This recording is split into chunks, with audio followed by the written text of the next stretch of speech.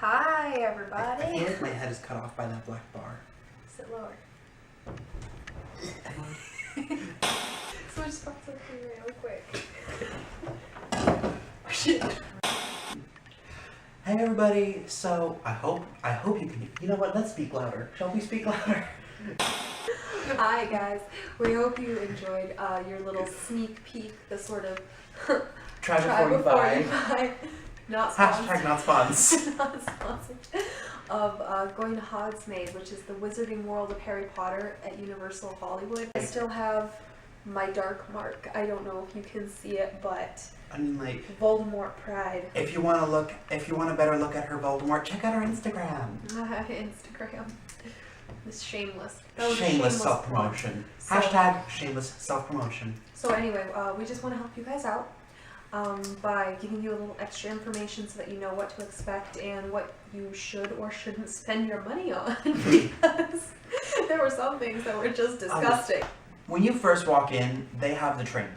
And the train is awesome. The train is right at the entrance, and it blows smoke, and it whistles, and there is a conductor standing in front of it the entire time for free photo opportunities. Absolutely awesome to take pictures of and around and to look at. There is a part of it that's not the greatest. Right on the other side of the train, there is a room that you can go into, and they have set up it's a photo booth that looks like the interior of one of the train cars, so that you can take pictures in it like you're going to Hogwarts. And tell them how much it costs, Naomi.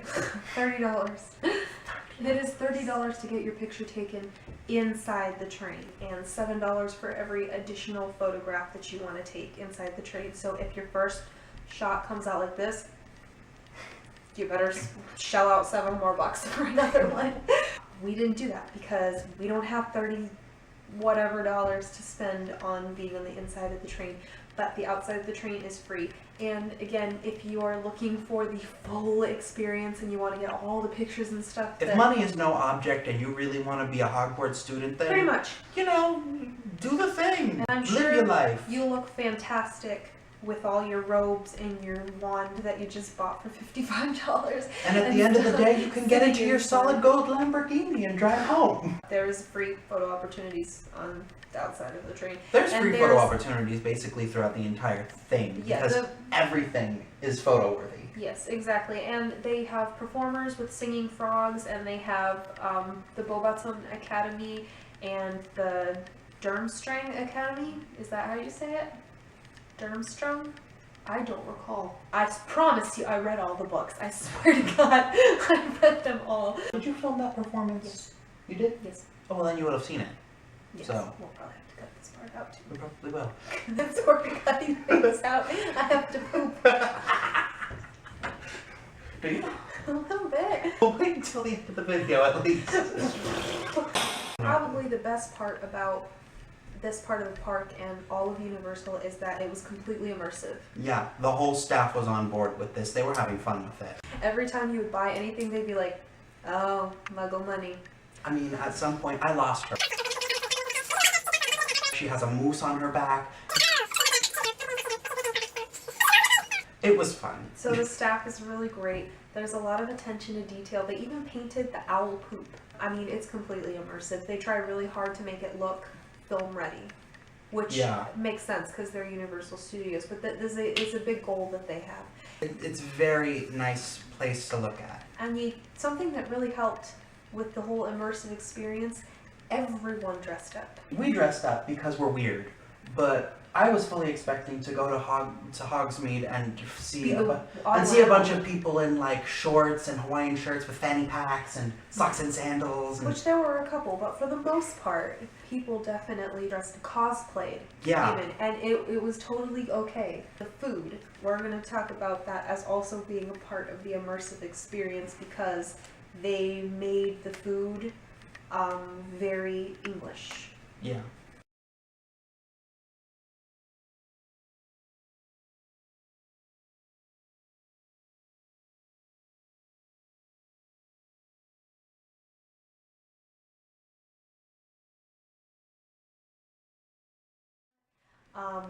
I had an ear of corn that my mom got for me, and it was slathered in butter that I swear had brown sugar in it.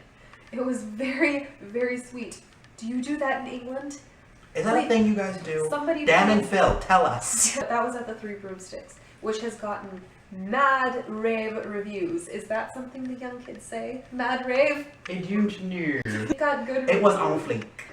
Fleek? Fleek. Flack? Waka flacka? It's like flaxseed. It was on flaxseed. We talked about the food being really good. It is pricey though. It is pricey. If you're gonna eat, I would just eat once. Eat before you go.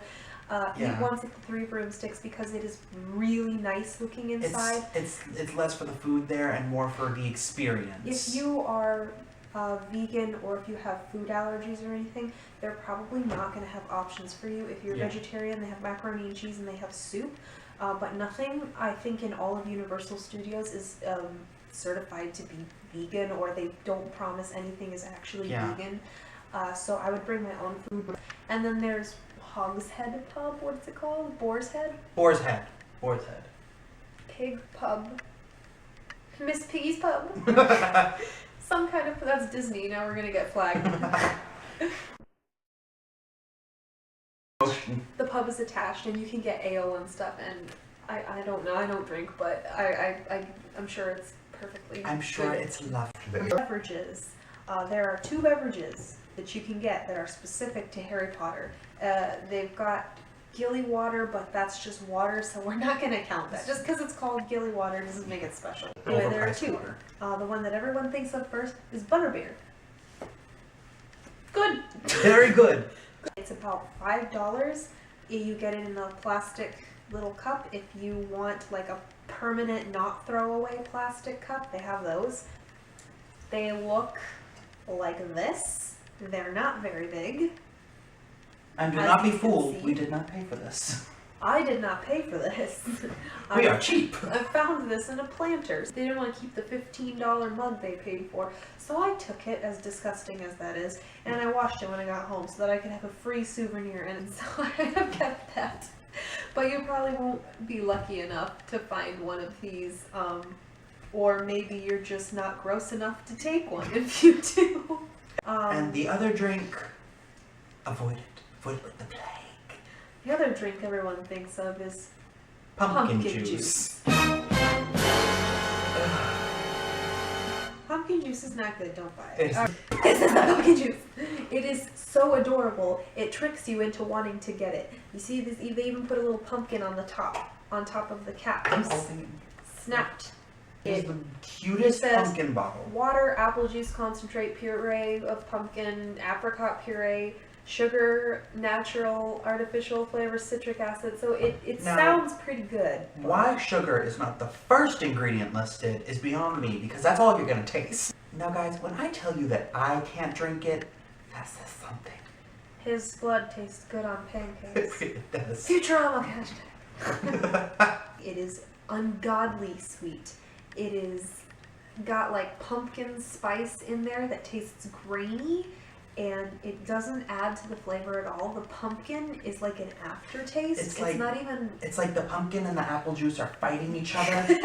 It's just this is unpleasant. Not a fun time. We saw multiple people outside regretting ever buying this. They were not feeling it. That was basically how everyone that bought this looked. Like, this was $7. Okay, so this is actually more than the butterbeer, and it is not pleasant. If you like pumpkin, you probably won't like this. If you like apple juice, you probably still won't like this. If you love yourself, you won't like this. 5 of the $7 I paid went to this little pumpkin on top. So speaking of price. Speaking of expensive. So you can actually go to Ollivander's and you can have a one fitting experience. It's not personalized to you, it's just one random person in a group who will get picked to have their one fitting. And it's a little show, it's not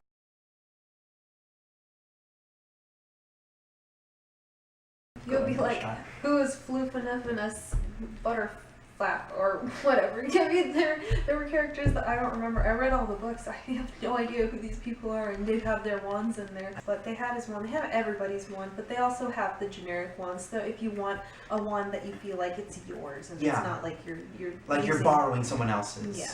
Yeah, okay, so when I went into the store, I actually wanted to buy one. I wanted to get one of my favorite characters' wands, Luna Lovegood. Here's the box. That's her name. These are very nice boxes. They're very nice boxes. And here's her wand. If you can see at the end of it, right here. Beauty Guru. You can see at the end of it right here, there's a little sensor or transmitter or something. It's a little black nubbin. And and when you swish your wand at certain spots at the park, at various store windows, in a specific form, it will do different things. I can show you right here. He's got this little This comes in the box, and it's how to cast a spell. Anyways, all day we saw kids running around, pretending they were real wizards, doing the whole thing. It was really cute. The rides were awesome. The rides were awesome. There are only two. It is the Flight of the Hippogriff, and it is advertised as a family-friendly roller coaster. It is quite small. It is quite short. I don't like roller coasters anyways, so even baby roller coasters, I wasn't going to go on it.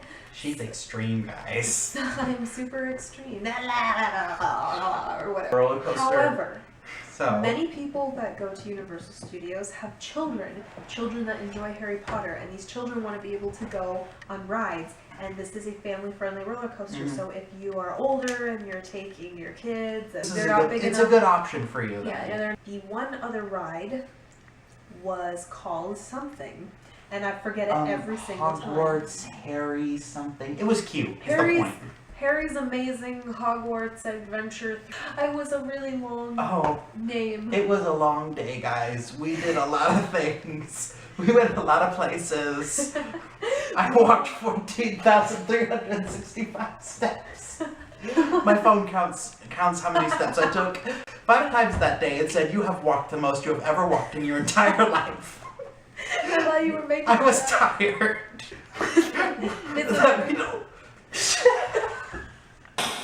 The point is that you can't miss this ride, so it doesn't really matter what it's called. It's the only ride that is in Hogwarts. You just head towards Hogwarts, like the actual building, castle of Hogwarts, and you will be in this ride. It is not a roller coaster, it is a 3D simulated ride that also has props. The models, the props, the animatronics, the 3D screens. As we said before, very immersive. It's very good.